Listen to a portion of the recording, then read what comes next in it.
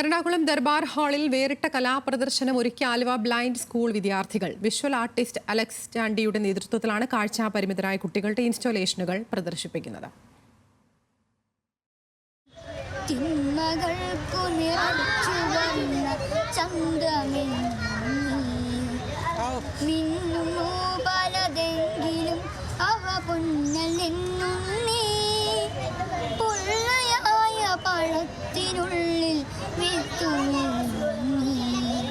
അദ്നാൻ ചൊല്ലുന്നത് ബ്രെയിൽ ലിപിയിൽ കിളിയാനയുടെ ചിറകിൽ കോറിയ കവിതയാണ്.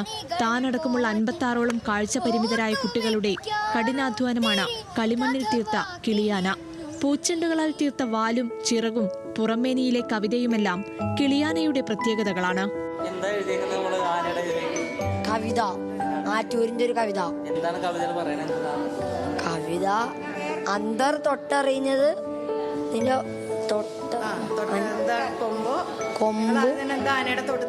കൊമ്പും തുമ്പിക്കൈയൊക്കെയാണ്. പക്ഷെ എനിക്ക് കൊതി പിന്നെ വാലിന്റെ അറ്റത്ത് രോമം കൊണ്ടൊരു മോതിരമാണ്. ലോക ഭിന്നശേഷി ദിനത്തിൽ ആലുവ സ്കൂൾ ഫോർ ദി ബ്ലൈൻഡിലെ വിദ്യാർത്ഥികൾ ഇരട്ടി സന്തോഷത്തിലാണ്.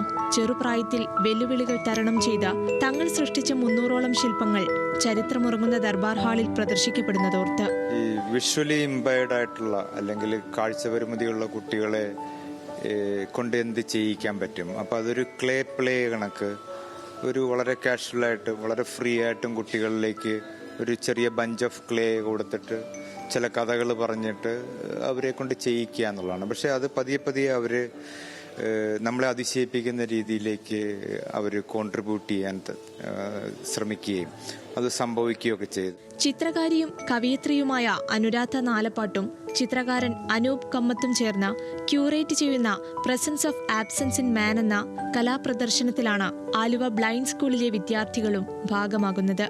കുട്ടികളെ കൊണ്ട് ഒരു കിളിയാന അതൊരു കഥ പറഞ്ഞ് കുട്ടികൾ ഈ ആനയും ഒരു പക്ഷിയായിട്ടുള്ള ഒരു അടുപ്പത്തെക്കുറിച്ച് പറഞ്ഞ് അവർ പരസ്പരം സംസാരിച്ച് എനിക്കൊരു കിളിയാവണം, ആനയ്ക്ക് കിളി പറഞ്ഞു എനിക്കൊരു ആനയാവണം എന്നൊക്കെയുള്ള ചെറിയ കഥാരൂപേണ ഇതിനെ അവതരിപ്പിച്ചു കഴിഞ്ഞിട്ട് അവർ ചെയ്ത 40ഓളം കിളിയാനയുടെ മിനിയേച്ചർ ചെയ്തതിനകത്തുണ്ട്.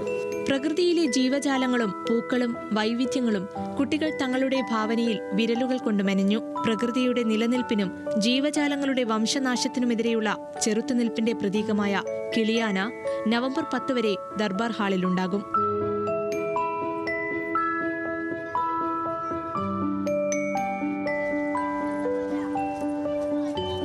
ന്യൂസ് മലയാളം, കൊച്ചി.